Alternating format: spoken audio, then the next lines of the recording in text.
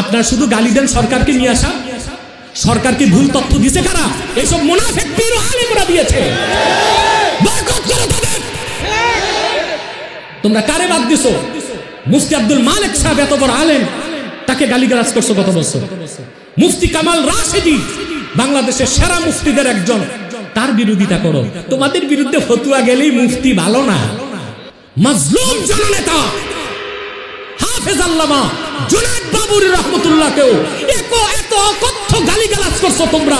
কোন ভদ্রঘরের সন্তান এরকম গালি দিতে পারে না একজন শাইখুল হাদিসকে। তোমরা ভণ্ড, প্রতারক, দেওবন্দের নাম বিক্রি করে খাও।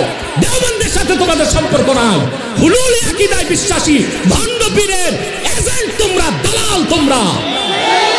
সারা দেশের হক্কানি উলামায়ে দেওবন্দকে বলবো, তাদের কথায় বিভ্রান্ত হবেন না। একটা প্রশ্ন আলেম এলাকার কিছু আলেমরা করেছে। প্রশ্ন করেছে, হুজুর বন্দর উলামায়ে কেরামের পক্ষ থেকে একটি প্রশ্ন, আপনি নাকি উলামায়ে দেওবন্দের আলেমদেরকে কাফের ফতোয়া দিচ্ছেন, নাউজুবিল্লাহ। এবং একজন প্রবীণ আলেম লাইভে এসে বলেছে, আপনি নাকি কোরআন এবং হাদিসের অপব্যাখ্যা করেছেন এবং বলেছে কওমি আলেমদের কাঁধে ভর দিয়ে নাকি ভাইরাল হতে চান। এই যে মৌলবীর কথা লিখছে তাকে আমি চিনি না। আচ্ছা, কত বড় পাগল যে আমি কওমিদের হাত কাঁধে ভর দিয়া ভাইরাল হতে চাই। আমি কবে ভাইরাল ছিলাম না? এটার জবাব আমি একটাই দিব, পাগলে কি না কয়, ছাগলে কি না খায়।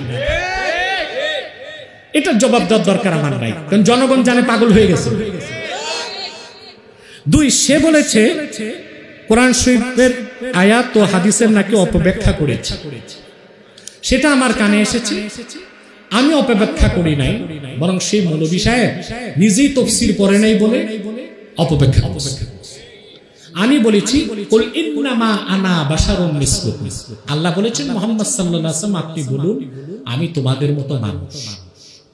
কিন্তু যারা বাতিলপন্থী তারা অপব্যাখ্যা করে যে আপনি বলুন আমি তোমাদের মতো সাধারণ মানুষ। আমি বলেছি আল্লাহ রাসূল মুহাম্মদ সাল্লাল্লাহু আলাইহি ওয়াসাল্লাম মানুষ, এটা তো বিশ্বাস করতেই হবে। কিন্তু যে বলবে আমাদের মতো সাধারণ মানুষ সে কাফের। কারণ আল্লাহর হাবিবের একটা চুল মুবারককে কেউ সাধারণ বললে যদি কাফের হয়ে যায়, আর সেখানে যদি অপব্যাখ্যা করে বলে রাসূলুল্লাহকে আমাদের মতো সাধারণ মানুষ, সেটা কি মুসলমান থাকবে? তারপরে আমি সহিহ বুখারীর বিশুদ্ধ ব্যাখ্যা গ্রন্থ উমদাতুল কারি থেকে যুক্তি দিছি। বুখারী শরীফ একটা হাদিসের ব্যাখ্যা, আল্লাহ রাসূল সাল্লাল্লাহু আলাইহি ওয়াসাল্লামকে সাহাবায়ে কেরাম বলেছেন ক্বালু ইন্না লাসনা কাহাইয়াতিকা ইয়া রাসূলুল্লাহ। এই কাহাইয়াতিকার ব্যাখ্যায় বদরুদ্দিন আইনি লিখছেন ইন্না লাসনা কাহাইয়াতিকা আই কামিসলিকা। সাহাবায়ে কেরাম বলেছেন ইয়া রাসূলুল্লাহ সাল্লাল্লাহু আলাইহি ওয়াসাল্লাম আপনি মানুষ, আমরাও মানুষ, কিন্তু আমরা তো আপনার মতো মানুষ না। এখন তারা কোন অর্থে বলেছেন সেটা পরে ব্যাখ্যার বিষয়। আমি হুবহু উমদাতুল কারি থেকে মতন তুলে দিলাম, কিন্তু মৌলবী তা বুঝলো। তারপর মৌলবী বলে আমাদের আকীদা আহলুস সুন্নাহ ওয়াল জামাতের আল্লাহর হাবিব মুহাম্মদ সাল্লাল্লাহু আলাইহি ওয়াসাল্লামের নূরকে আল্লাহ তাআলা সৃষ্টি করেছেন আদম সৃষ্টির আগে না, শুধু আরশ কুরসি লৌহ কলম সৃষ্টির আগে। ঠিক কি না? এই ব্যাপারে অসংখ্য সহিহ হাদিস আছে, কিছু মওযু হাদিস আছে আমরা বলি না, কিছু জয়ীফ হাদিস আছে তাও বলি না, সহিহ হাদিসগুলোই বলি। আর মৌলবী যুক্তি দিছে, দেখেন দলিল না থাকলে মূর্খ পণ্ডিতদের যুক্তি বলে মাটির দাম বেশি, নূরের দাম কম। মানুষ ভাদ্র মাসে পাগল হইলেই এইরকম কথা কয়, ঠিক কিনা? বেশি গরম। আচ্ছা বলেন ভাই, যুক্তি দিছে কি? আদমকে নূরের ফেরেশতা সিজদা করছে। বেটা বেকুব, বুঝলা না তুমি? মাটি দিয়া বানানোর কারণে আদমকে ফেরেশতারা সিজদা করে নাই, বরং কিতাব পড়ো, তাফসীর পড়ো। তাফসীরও তো পড়ো না ঠিক কত। আসরারুত তানজিল ইমাম ফখরুদ্দিন রাজির যেটার নাম তাফসীর সাগীর, ওইটা পড়ো। তাহলে নূরে মুহাম্মাদির ব্যাপারে আল্লাহ কোরআনে কি বলছেন তাও পাবা। আচ্ছা বলেন তো ভাই, আমরা নামাজ পড়ি কোন দিকে? কিবলার নাম কাবা। আমরা কি কাবাকে সাজদা করি না আল্লাহকে? কাবা হচ্ছে কিবলা, মসজিদ কে? তো আদম ছিল ফেরেশতাদের কিবলা। আদমের কপালে ছিল নূরে মুহাম্মাদি। নূরে মুহাম্মাদিকে আল্লাহ সাজদা করিয়েছেন, কিবলা ছিল আদম। এটা হচ্ছে ইমাম জুরকানির মত, যিনি মাওয়াহিবুল্লাহ দুনিয়ার আরবি ব্যাখ্যা লিখেছেন। আরেকটা মত যেটা তাফসীরের কিতাবগুলোতে আসছে, তাফসীর বাগাবী মাআলিমুত তানজিল প্রথম খণ্ডে, আল্লাহ যখন আদম রে বানায় নাই, হ্যাঁ, ফেরেশতাদেরকে বলছেন ইন্নী জাইলুন ফিল আরদি খলিফা, আমি পৃথিবীতে খলিফা নিযুক্ত করতে চাই। ফেরেশতারা কি বলছে?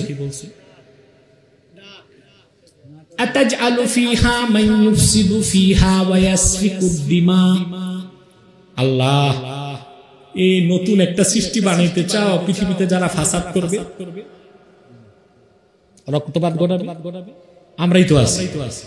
আল্লাহ একটা ধমক দিয়েছেন, ইন্নী আ'লামু মা লা তা'লামুন। ফেরেশতা সব চুপ। এখন ফেরেশতা সমালোচনা শুরু করছে, আল্লাহর বিরুদ্ধে না, আদমের বিরুদ্ধে। এক ফেরেশতা আরেক ফেরেশতাকে বলতেছে, শোনো শোনো, ইয়াখলুকু রাব্বুনা মা ইয়াশা। এটা তাফসীর বাগাবীতে আসছে। আমি রিওয়ায়াত বিল মানা করতেছি, আলফাজ না, কিন্তু হুবহু কথাটা তাফসীর বাগাবীতে আছে। ইয়াখলুকু রাব্বুনা মা ইয়াশা, আমাদের রব আল্লাহ যা খুশি তা বানাবেন, আদম বানাবেন, আমাদের বলার কিছু নাই। কিন্তু একটা চ্যালেঞ্জ করছে ফেরেশতারা, ওয়ালাকিন লা ইয়াখলুকা রাব্বুনা খালকান আকরামা ইলাইহি মিন্না। কিন্তু তিনি কখনোই আমাদের চেয়ে দামি বা সম্মানিত কোন মাখলুক বানাবেন না। চ্যালেঞ্জ। আদম বানানোর পর আল্লাহ কোরআনে বলেছেন, ওয়া আল্লামা আদামাল আসমাআ কুল্লাহা।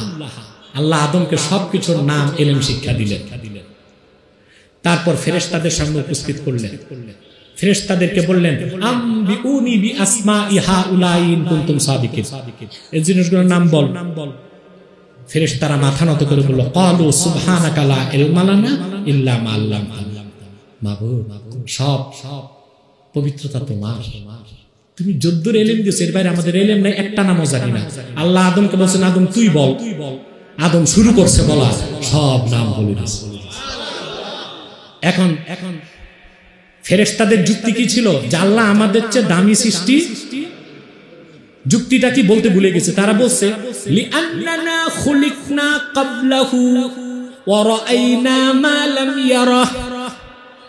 আদম রে তো এখনো বানায় নাই, আর আমরা কত আগে হইছি, আমরা যা দেখছি আদম তা দেখবে না। অতএব আমাদের ইলম থাকবে বেশি, আদমের ইলম থাকবে। তাহলে শ্রেষ্ঠত্ব তারা কি নির্ধারণ করলো? ফেরেশতারা নূরের তৈরি না ইলম বেশি? ফেরেশতারা এটা বলতে পারতো যে আমরা নূরের তৈরি, আর আদম হবে মাটির তৈরি, অতএব নূর দামি। এটা বলছে? মৌলভী কিতাব পড়েন, দাড়িগুলো পাকাইছেন, কিতাব তো পড়েন নাই। ভুল ধরতে এইসা তো ভুল করছেন। কথা বলেন। ফেরেশতারা যুক্তি এটা দিছে যে আমরা নূরের, আমরা দামি। কি বলছে? আমাদের ইলম বেশি থাকবে আদমের ইলম। যখন আল্লাহ ফেরেশতাদের নাম বলতে বললেন, কোন নাম তারা বলতে পারে না। আদমকে বলছেন, আদম নাম বলে দিয়েছে, ইলম বেশি কারো। আল্লাহ বললেন, এবার তোমাদের চ্যালেঞ্জে হেরে গেছো ফেরেশতারা। উসজুদু লি আদামা ফাসাজাদু ইল্লা ইবলিস। এবার তোমাদের যে সম্মান আদমের বেশি, কারণ তার ইলম বেশি, তারে সাজদা করো। তাহলে মাটি দিয়া বানানোর কারণে আদমকে নূরের ফেরেশতা সাজদা করছে, না নূরে মুহাম্মাদিকে সাজদা করেছে, বা ইলমকে? ইলম কি মাটি না নূর? তাহলে নূরের ফেরেশতা মাটিকে সাজদা করে নাই, নূরকেই সাজদা করছে। আদম ছিল কিবলা। এবার আসে এই মৌলভী সাহেব এবং তার কিছু সাঙ্গপাঙ্গ বলতেছে, আমি নাকি উলামায়ে দেওবন্দকে কাফের বলি। নাউজুবিল্লাহ। বেটা, আল্লাহর ভয় নাই। দেওবন্দিয়ত একটা মাসলাক। ওই মাসলাকের দাবি করে বাংলাদেশে কেউ যদি কুফর করে, আমি তাকে কাফের বলছি। এর মানে তো মাসলাক দেওবন্দকে আমি কাফের বলি না। কথা বলেন। পানিতে ঘোলা করতে চাও, পানি ঘোলা করে সুবিধা নিতে চাও, ভাইরাল হইতে চাও, আব্বাসি ভাইরাল, তুমি ভাইরাল হইতে আমার সমালোচনা করছো, আমি তোমার নামটা নিব না, আমি তোমারই চিনি না, তোমার নাম দেওয়ার দরকার আমার নেই। আর তোমাদের যে বিসি গুলো আছে এগুলো তো আমার ছাত্ররাই দেখবে। কেন আমি ওলামায়ে দেওবন্দকে গালি দিব, কাফের বলবো কেন? ওলামায়ে দেওবন্দের মাশায়েখ যারা ছিলেন তারা শাহ কারামত আলী জনপুরি রহমতুল্লাহকে শায়েখ মানতেন।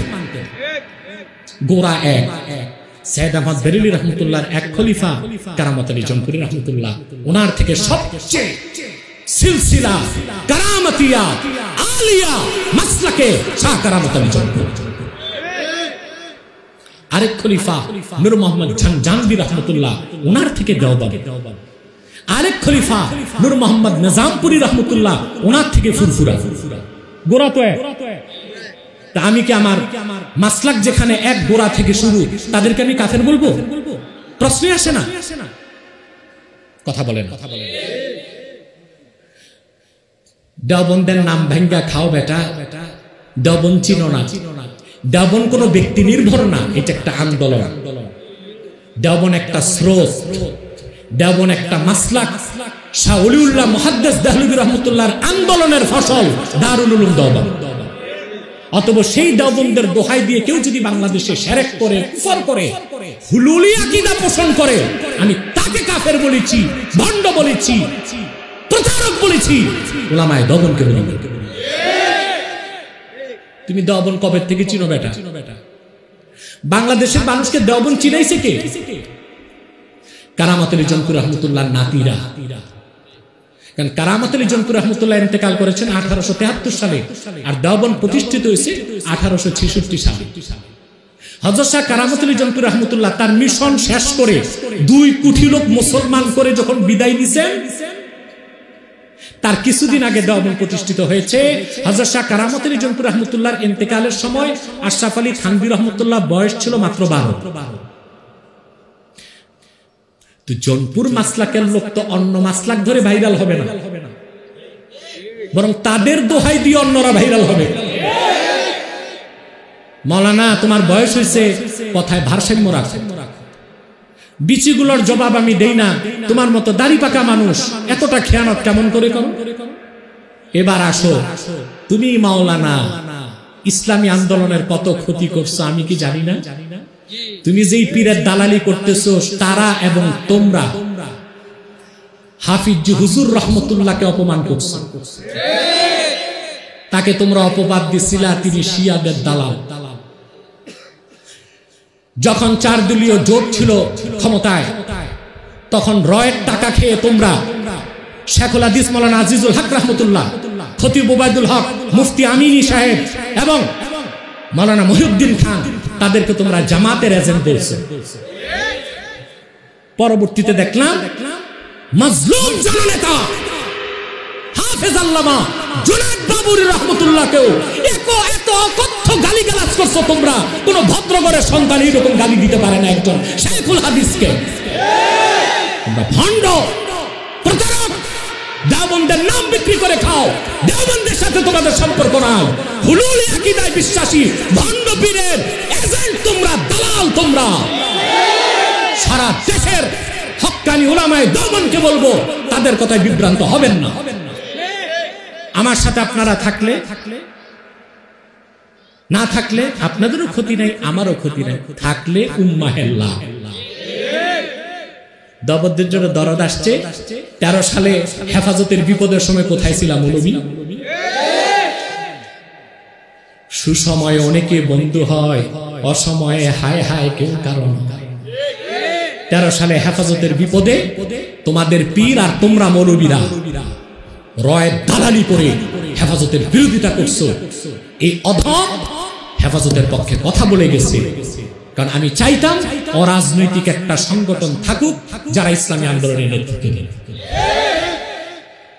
পরবর্তীতে হেফাজত যখন আবার জুনায়েদ বাবু নগরী রহমতুল্লাহর নেতৃত্বে লাখ লাখ মানুষ নামাতে লাগলো, আবার তোমরা অপবাদ দিলা তারা নাকি কোন দলের দালাল, তাদের বিরোধিতা করলা।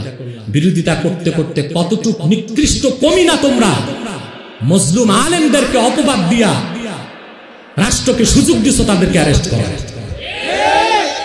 আমার কত আলেম ভাই ভিতরে আছে, আপনার শুধু গালি দেন সরকারকে নিয়ে আসা। সরকারকে ভুল তথ্য দিয়েছে কারা? এইসব মুনাফিক পীর ও আলেমরা দিয়েছে। বয়কট করো তাদের। তোমরা কারে বাদ দিছো? মুফতি আব্দুল মালিক সাহেব এত বড় আলেম, তাকে গালিগালাজ করছো কত বছর। মুফতি কামাল রাশেদি বাংলাদেশের সেরা মুফতিদের একজন, তার বিরোধিতা করো। তোমাদের বিরুদ্ধে ফতুয়া গেলেই মুফতি ভালো না। তবে আব্দুল মালেক আর কামাল রাশিদি আলেম কিন্তু নিরীহ, বেশি শক্তি নাই। আব্বাসী মঞ্জিলে সবটাই আছে, কিতাবও আছে, কোনিও আছে। বেশি শক্তি দেখাবা, তোমার 10,000-এর সাথে আমার তাহরিকের 1,000 যাতে